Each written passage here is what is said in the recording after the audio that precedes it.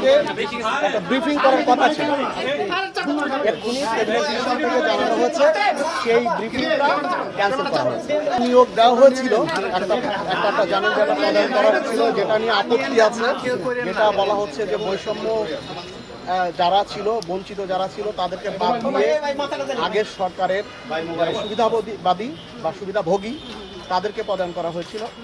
তাদেরকে নিয়ে আজকে যে ব্রিফিং হওয়ার কথা ছিল সেই ব্রিফিংটা ক্যাবিনেট ডিভিশন থেকে এখনই জানানো হচ্ছে, সেই ব্রিফিংটা ক্যান্সেল করা হয়েছে।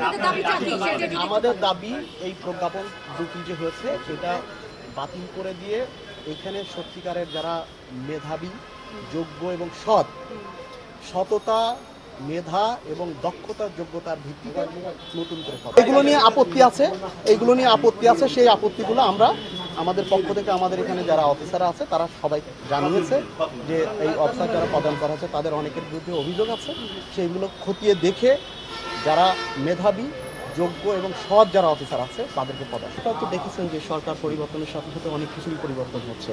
তা আমরা এই যে নতুন বাংলাদেশ গড়ার প্রাক্কালে প্রত্যেকটি সেগমেন্টে, প্রত্যেকটি জায়গাতেই সেই সৎ, মেধাবী, যোগ্য অফিসাররা যাতে পদায়িত হয় সেটাই তো সবাই কামনা করি।